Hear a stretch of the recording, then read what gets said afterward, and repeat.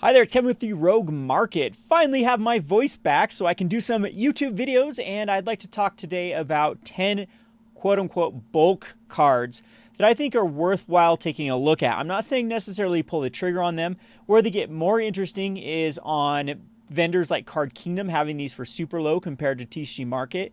And let's just talk real quick about Theros Beyond Death and why the prices have fallen so far down. I covered this a little bit in my last video, but the theory is that with the increased numbers in the collector's edition boosters, you don't have all like the brawl stuff that was included in the Throne of Eldraine booster. So Theros has a lot more slots that are dedicated towards the rares and mythics that has just driven the price down of the entire set. We also are thinking that the supply of the Theros Collector's Edition was much higher than the Throne of Eldraine, and even if it wasn't much higher, at least the supply got into the hands of people cracking them rather than sitting on investors' shelves. I think that a lot of people went in on Throne of Eldraine as a long-term investment for the Collector's Edition, and it came back to bite them as prices went from $325 to $300 to $295 to $290, all the way down to now you can find Throne of Eldraine Collector's Edition for incredibly low, because one thing that happened was they didn't sell very well overseas and they were all in English. And so from South America to Japan to the European markets, a lot of those ended back up in the United States and were slowly trickling in through distribution and eBay and whatnot. And we've seen Throne of Eldraine Collector's Edition prices crash. Well, I think that no one wanted to take that risk with Theros. And so Theros didn't have the initial jump up in price like we saw with Throne of Eldraine, where Collector's Edition started off, the distributor price for those were about 170, and they sold all the way, I think they got as high as 325 on the secondary market before their big fall. So this time I think distributors just blew these out, the Collector's Editions, you can still get them at Sports and More for 195 shipped. The distributors didn't seem to be holding on to these like they did with the Throne of Eldraine. I mean, usually what happens in the distribution lines is if they have allocated products, they have to sell those to the store that allocated them. So how that works with WPM members that have local game stores is you sign up through a distributor on every product, and then Wizard of the Coast tells the distributor how many that you get, and the distributor has to sell you that amount. Distributors then have a little bit of flex with some of the other product that Wizard just sends them that they can sell to whoever. And I think with Theros or with Throne, distributors got a little bit greedy and held on to those, waiting for the best deals. And with Theros, they just blew them out. They just wanted them gone and didn't want to wait for the crash that happened with Throne. So I think what we've seen with Theros is a lot of supply get into the market quicker than we saw with Throne of Eldraine. That's A. B is I hear that it was one of the lowest pre-release attended pre-releases in a long time. Now, a lot of anecdotal evidence, mine included, our pre-releases were packed, but then I heard from a lot of other people around the country it had mainly to do with so many stores closing. So say you had 4 stores in your area and 3 of them closed, well, then everyone had to congregate to the one store that was remaining. So that one store, the pre-release looked really big, but as a scope of things, it ended up being a kind of small pre-release, and I think that there was way more product that then got left over that then got into people just mass box opening, and that has a quicker way of actually getting it into the market than if people were actually playing in pre-releases, and it takes a while to trickle in from your regular person that resells their cards. All right, so that's my scope of Theros Beyond Death. I think that has more to do with the crash of Theros Beyond Death than the contents of the set, because if you actually look through the list of cards here, I do not mind this set whatsoever. It hasn't been a terrible set. I would say this set's a little bit better than like Ixalan or Rivals of Ixalan, definitely better than things like Hour of Devastation or Amonkhet.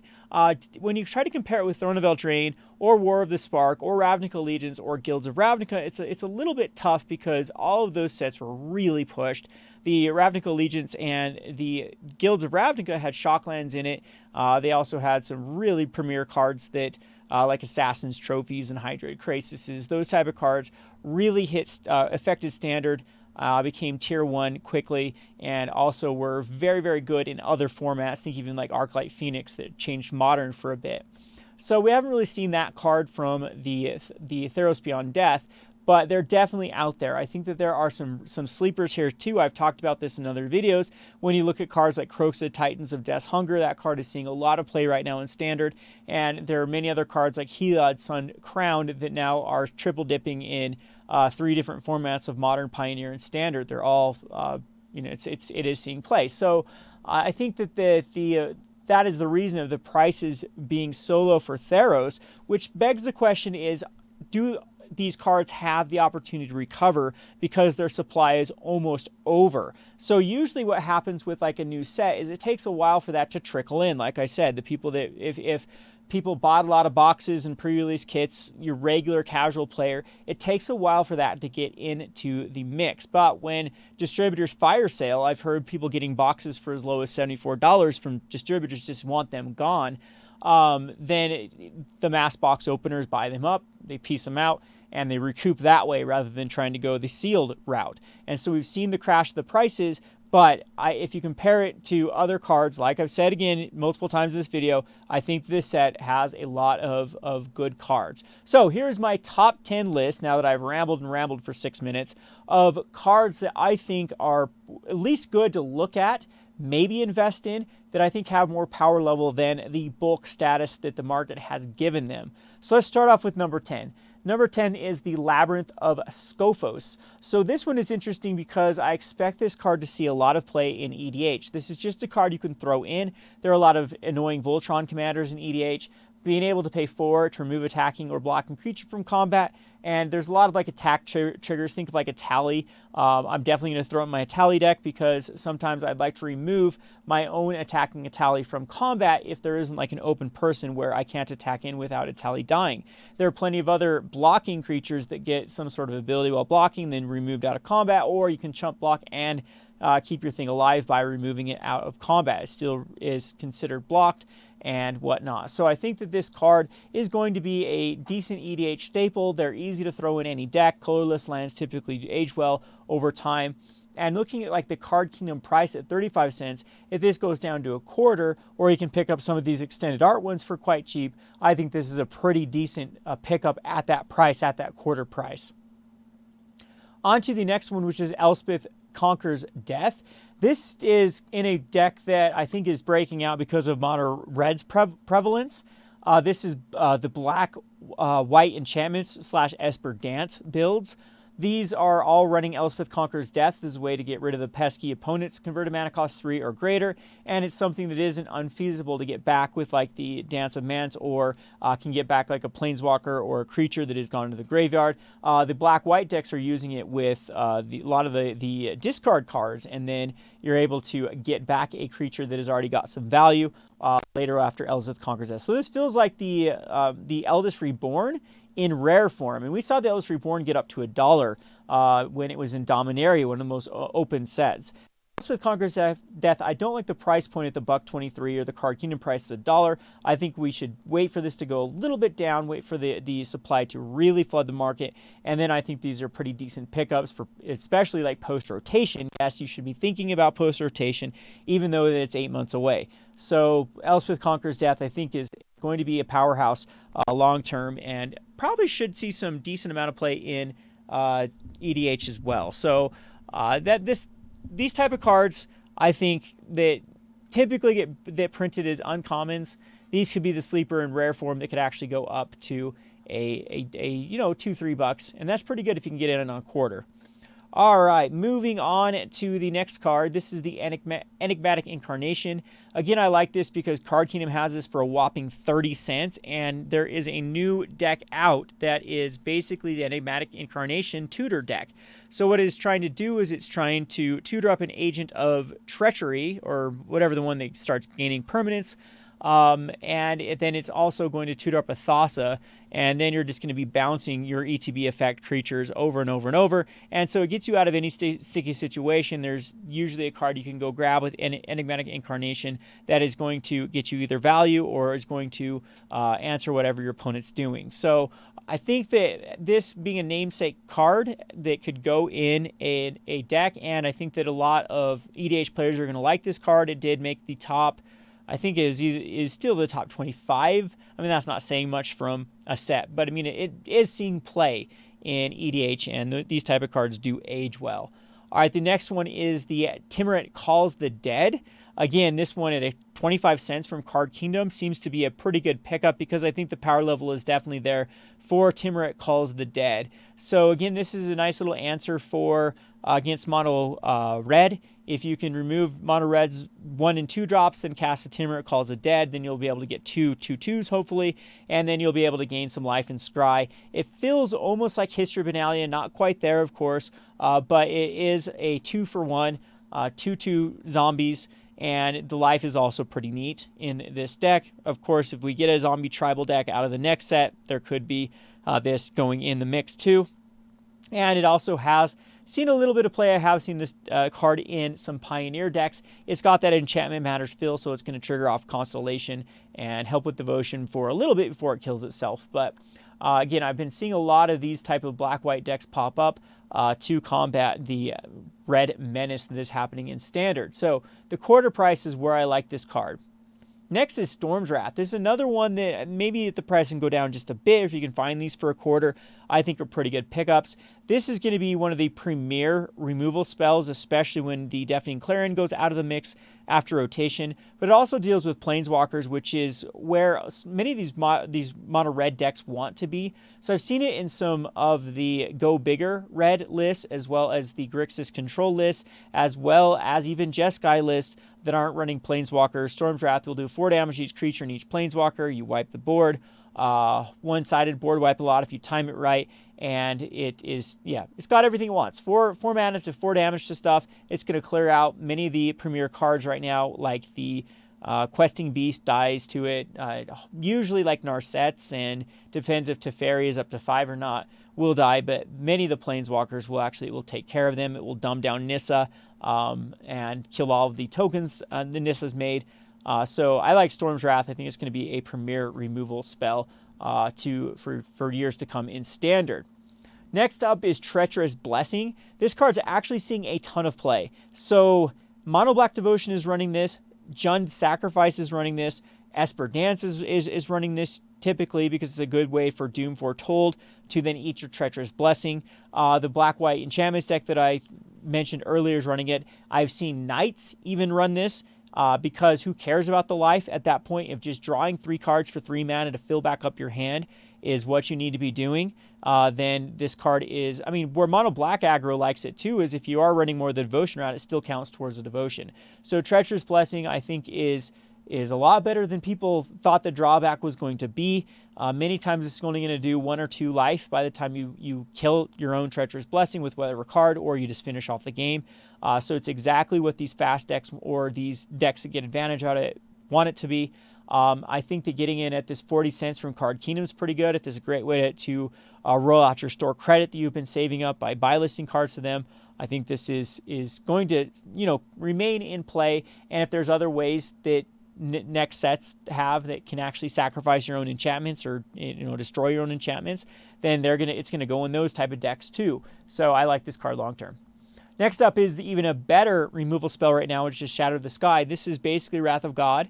It can give a player 1 card, so an aggro deck 1 card if they do have a power 4 or greater, but if they do have a creature with power 4 or greater, you want that removed anyway, so giving them a card is not that big of a deal. Sometimes you can even set it up on your own side that you can kill one of your own creatures and at least draw a card from Shatter the Sky. So this is another card that if it dumps down below $1.50, I think would be a very smart pickup, because this one is seeing a ton of play, like Azorius Control is running it, and even some Pioneer decks are running the Shatter the Sky, because again, like 4 mana, destroy all creatures is a pretty powerful ability. Most of the cards are these type of cards that have been printed in Standard in the last few years have been situational, like they won't get rid of something like non-legendary creatures or legendary creatures or convert mana cost 3 or less. So something that actually does get rid of everything for 4 mana is pretty decent right now, even though it has a slight drawback that does come into effect every now and again. So I do like Shatter the Sky at this $1 price tag.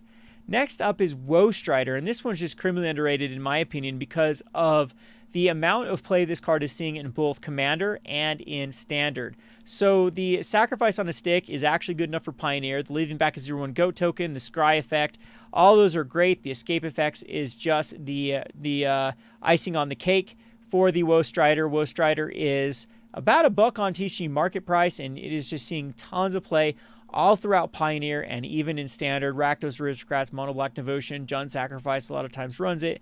It's got a pretty crazy combo right now in Mono Black Devotion with sacrificing the Grey Merchant of Asphodel to the Woe Strider with the Nightmare Shepherd out, and they get an extra trigger off the Grey Merchant. And if those are only 3 cards you have on the board, that's going to do 10 damage. The 2 devotion from the Grey Merchant of Asphodel, the 2 devotion from the Nightmare Strider, the 1 devotion from the Woe Strider, and then the 2 activations of Grey Merchant or triggers of the Grey Merchant of Asphodel. So very neat little interaction right now in Standard, and like I said in Pioneer, it's just seeing play. It's in all these rally decks or Return to the Rank decks. And even Coco decks, they're preferring this over than Nantuko has seen the play for the majority of time of Pioneer's existence. All right, so now on to the really good stuff. First one is Archons of Sun's Grace. This one, again, is crazy low for how much this is seeing play in EDH. It's the most played white card next to the Idyllic Tutor, which is a reprint. There are a lot of decks in white, of course, in EDH that run enchantments. This is going to spit out a ton of life-linking Pegasus. So it's going to go in tons of Anointed Procession type decks. This is a great card in those decks, and is actually powerful enough in Standard. There is a Blue-Eye Control that runs this as a switcheroo that does run the 2 enchantments, the blue one that scries, and the Birth of Meletis that gets the plains. So it's a way to actually get some more threats out of your Archon of Sun's Grace, and it can take over the game pretty quickly if you just have Archon and 2 tokens. That's going to be 7 points per turn, and it's going to be just 3 attacks at that point to just finish off the game. So the good old switcheroo, we saw like Brimaz in the past hold this, or any of these white aggressive creatures that control will switcheroo post sideboard when everyone removes all their creature hate. So it's playing that role. It also goes in the black-white deck. I've seen it play in the mono-white life gain deck because, surprisingly enough, a lot of those are enchantments. So you're going to be triggering the Constellation off of Archon of Sun's Grace quite a lot because of that. And again, EDH is where I like the price point. Now we're getting to the really, really super good one, which is Heliod's Intervention. This card is criminally undervalued right now. So why I like this is EDH. EDH is insanity. So destroying X-target artifacts and or enchantments is a very powerful effect in Commander. Artifacts and enchantments usually are the finishing. It's the glue type cards and the finisher type cards, the broken cards in EDH. One card that can take care of all of your opponent's soul rings is pretty decent. And it's not even that terrible for just killing one thing for 3 mana. The ability to also gain life if you need to, that's exactly where this card gets kind of the nod over similar other cards that are currently in the Commander format. What I liked about this too is I was surprised that this is actually seeing play in like Pioneer and Standard decks. There are decks that you want to kill enchantments and artifacts. There are decks you want to gain life. If a deck has some enchantments in it, some artifacts, and is aggressive, well, this ends up being a pretty decent sideboard card to bring in because you're probably going to want to use one of these modes.